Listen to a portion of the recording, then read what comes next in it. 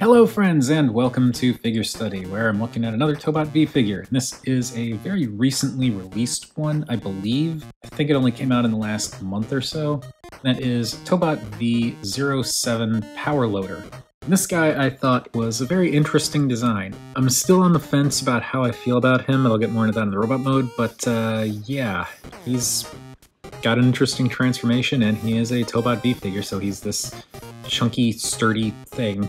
Looking at the vehicle mode, it seems a little bit dull in comparison to some of the other Tobot V figures from this line. There's like lots of little detailing and stuff here, which we'll look at in a bit, but it's just comparing this to some of the other Tobot V figures, he just seems to be lacking, at least in terms of like the deco. We'll get into that in a little bit, but as he is a, I don't know what this vehicle's called. It's not quite a bulldozer, but it does have like the scoop thing. It's an obvious construction vehicle. The colors are good. I mean, they are what they need to be, that kind of orangey yellow and black. That's pretty much all there is, except for what's on the Tokey. And then well, maybe a little bit of this really dark gunmetal for the stairs, and some translucent red plastic for the taillights.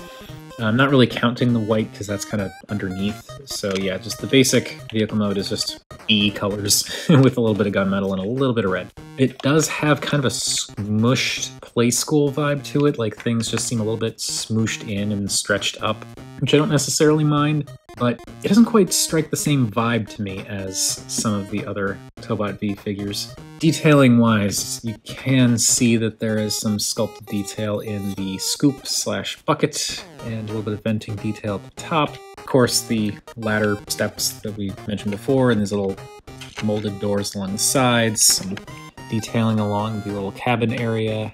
Some nice molded details up here as well, and a little bit back here, but like even with the little molded details, it just seems less than what some of the other vehicles have.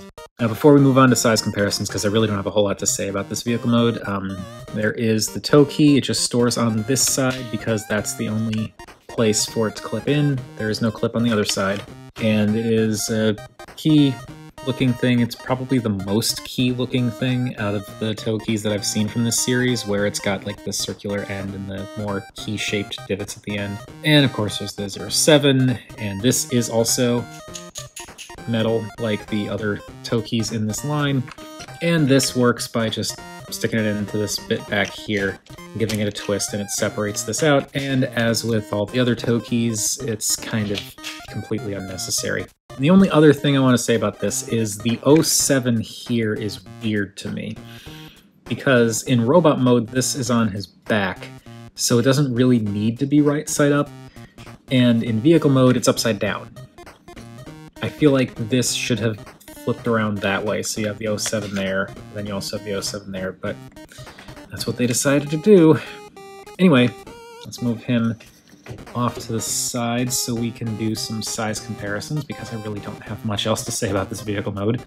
Here he is with the standard deluxe squad, and he is a current Tobot V figure, so he's roughly about that same size, which is to say much bigger than a deluxe. Here he is with an older Tobot, but a similarly yellowish vehicle, I guess. That is Tobot Terrical, and as is always the case with the newer Tobot V stuff, it is significantly smaller than the more classic Tobot styles. Here he is with Tobot V Wild Chief, and here I feel like it's more apparent what I'm talking about when I was saying that this guy's alt mode just seems a little bit less interesting, like detailing wise, because like look at Wild Chief. He's got all of these different colors all over the place, all these different molded details, and Power Loader is just a yellow and black mass with a black bucket on the front, and it's not as interesting. Wild Chief has this really nice silvery trim around the windows, the pinstriping along the sides, the gray breaking up the red in some places, and some additional paint detailing, and Power Loader's just, yeah, it's very kind of, I don't want to say disappointing, but I kind of feel like, yeah, it's a little disappointing. And here he is with the duck tank. Okay, so now it's time to turn Power Loader into his robot mode. And I will say the transformation's kind of interesting, and I like where some of the things end up. So first thing we're going to do is move the bucket up and out of the way, and this actually does peg into place. There's these little kind of tab things on the underside here that go into these kind of grooves down here, so when you peg it in, it'll actually kind of snap in place, and that's not going to come up easily. I mean, you can disconnect it, but like it's not going to just flop out on its own, so just disconnect that and bring it up, and this is as far up as the bucket goes. Next, we want to disconnect these whole wheel sections from the side of the vehicle, and it pegs in here, clips in here, and settles in here, so we want to undo that, and you can kind of just barely see the peg and clip in there, and this accordions up on a double hinge system there, that little red thing. With that up and out of the way, then you want to rotate that up, and see why in a minute. So again, take this out, disconnect all of that, and I'll show you from this angle. Hinge this out, rotate it up. With these sections up and out of the way, now we can rotate this whole thing around, and that just goes right around this bit here. Also, you could have removed the key at any time. I'm just going to leave it here for the time being because, like I said, you don't need to use it for the transformation, and you don't really need to move it until the very end, but yeah, that's just going to stay there for now.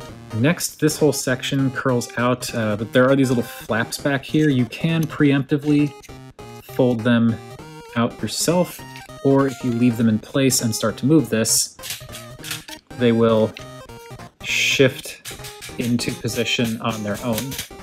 So you've got options. Though, if you want them all the way forward, you will need to pull them forward yourself. Next, these panels here disconnect, and they actually peg in pretty solidly, but they disconnect and swing around, and this little slot here will go over this tab here, and that will also click into place fairly solidly, so that's not like, it'll come out, but it's not like, you can't just bump it out of place. Let's do that, then split the legs. Just for the heck of it now, I'm going to take the Tokey off, and this will clip in up here now. I'm going to rotate these down and bring them out a click just to get them out of the way. And now these sections rotate, and that reveals fists. This section can come up, and these bits will peg now into this section here. They pegged in up here for the vehicle mode, and now they'll peg in here.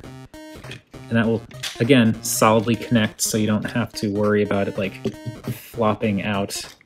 It'll come undone if you force it, but that sits in nice and snug. So with this up and in this position, now the entire scoop bucket or whatever splits apart and swings down to make shoulder pads.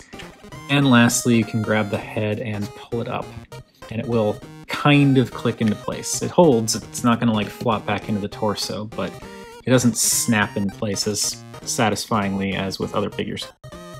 So here is Tobot V Power Loader in his robot mode, and I think this robot mode is really interesting, but again, it just kind of lacks some of the flair that other Tobot V figures in this line seem to have, and it's a little disappointing. There's a lot of big, solid chunks of color here and there, but like he's missing a lot of the small hits of color that some of the other figures have, and it seems like a missed opportunity, I guess. I mean, I'm sure it's owing to the design from the show, but it's still kind of like, I don't know why they did that. As has been the case with a lot of these things, he's got his name now up on his shoulder pad thing, and he also has redundant 07 in a couple of places. I really don't know why they did that. I guess in the event that you don't have or lose the Tokey, you still get that 07 identifier, but it just seems so strange and redundant, again, to have the 07 in two different places. Colors-wise, there is a bit more breakup in the robot mode, and I appreciate that. I feel like the balance between the orange and the black in robot mode is about the same as it was in vehicle mode, because it's spread out a little, like the black is spread out a little bit more, but it's, instead of this big scoop plank thing, now you've got the shoulders and then the entire waist section, because you didn't see the waist section really in vehicle mode, so it kind of balances out. And then you also get some white for the fingers and the thighs. The color's pretty decent. It's just, again, I wish there was more. Like little hits of it here and there to kind of break things up a little bit more.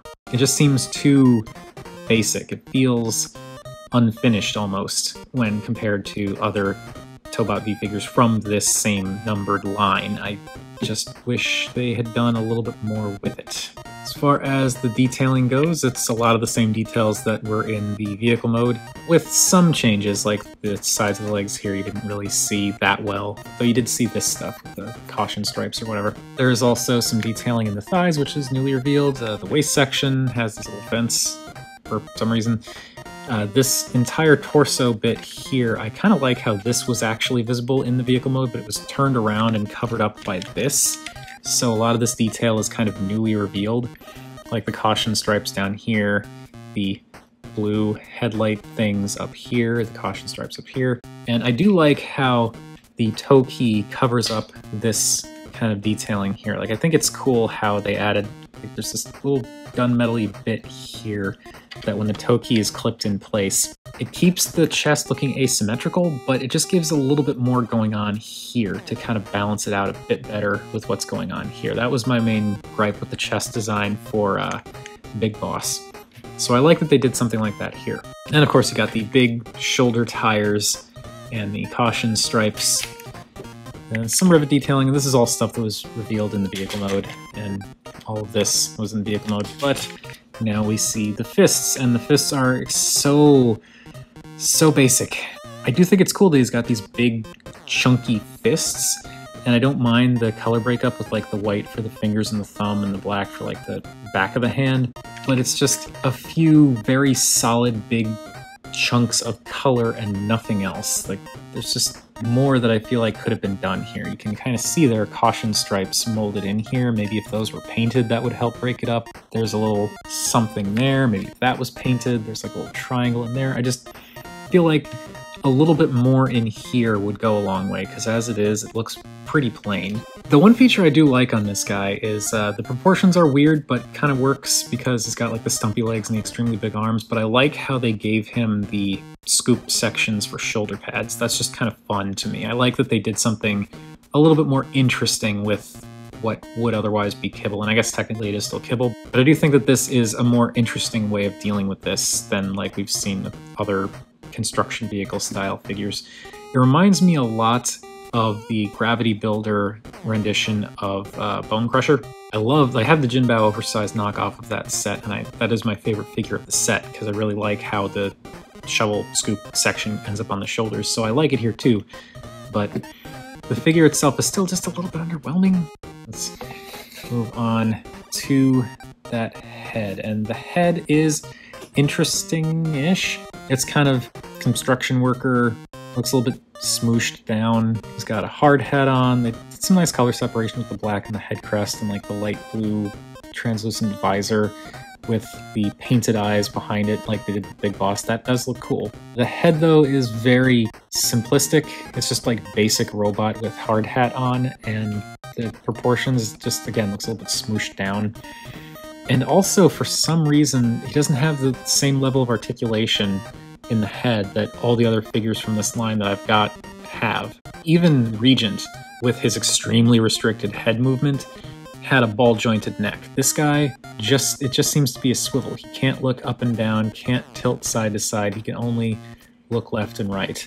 And since we're doing articulation, I'll just keep going with articulation. But the reason why that's a big bummer that he can only look left and right is because I really wanted to do stuff where he's like kind of hunched over and like looking kind of like he's, you know, getting ready to bust some stuff up, and you can't have him look up. The best you can do is pop the back part of this panel down to kind of have him looking up, and even then it doesn't look up that far.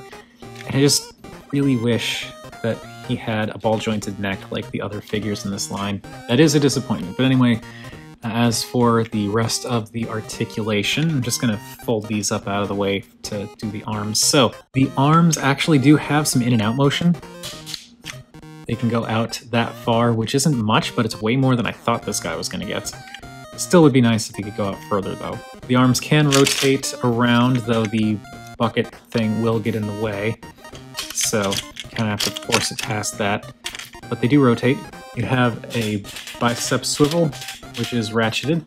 You have an elbow joint, which is also ratcheted and goes to slightly under 90 degrees. You only get 2 clicks, though. That's disappointing. It's better than Big Boss, but not by much. And it feels like it should click back further, but it doesn't. This is straight. Nothing in the hand. They're just big thump cubes, to borrow a line from Thu. That is not quite it for the arms, though, because these... Let me get this out of the way. These joints up here can be used for articulation. You can angle them forward a little bit. You can angle them back. You can hinge these back and then hinge this back so that it's at kind of a Z shape, and that brings the arms in closer to the body. So you do have some additional shoulder articulation up there, which is nice. As far as waist swivels go, you don't have one if this is locked in place. If you disconnect it, you can rotate the upper body around, and that's kind of a waist swivel.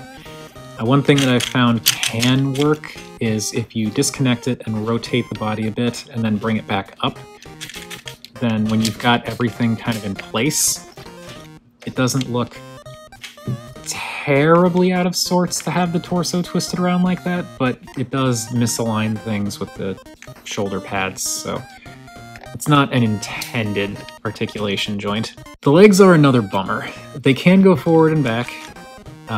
Unfortunately, because of this knee pad thing, that kind of gets in the way, so there you go. So you can go forward, go back, about that far, bring it out more, you can go back further. They can go up and down, or in and out, but there's no thigh swivel. That is disappointing.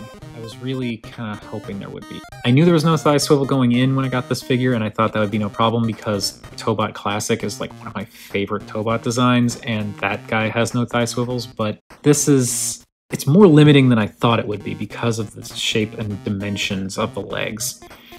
And then for the knees, you get slightly under, or rather quite a bit under 90 degrees of bend on the knees. Though if you move this panel out of the way, you can't curl them back more, or a lot more. And I guess that can kind of work, depending on the angles. But yeah, these legs are very, very tiny, and because they're very, very tiny, it makes it kind of difficult to get really expressive with this guy. The fact that like the thighs and the shin sections are so small, like even when I try to get fancy with the posing, it's still just like the legs don't really look like they're doing much. It's not as expressive as I was hoping.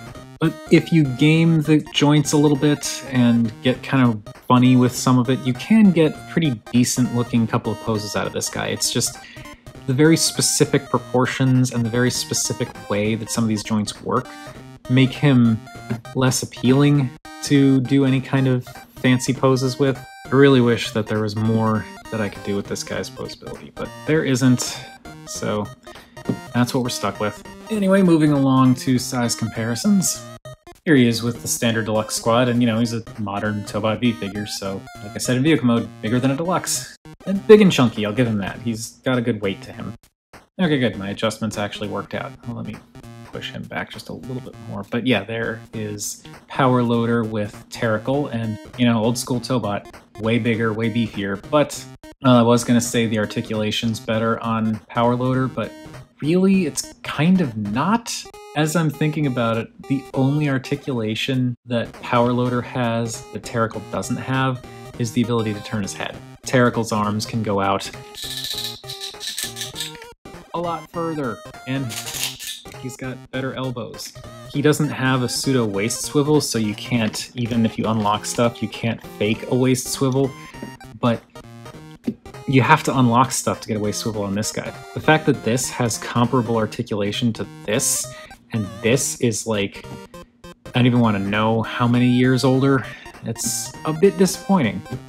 And to really try and drive the point home, here he is with Wild Chief, and again, you can see just how much more detailing and molding and painting went into Wild Chief versus Power Loader.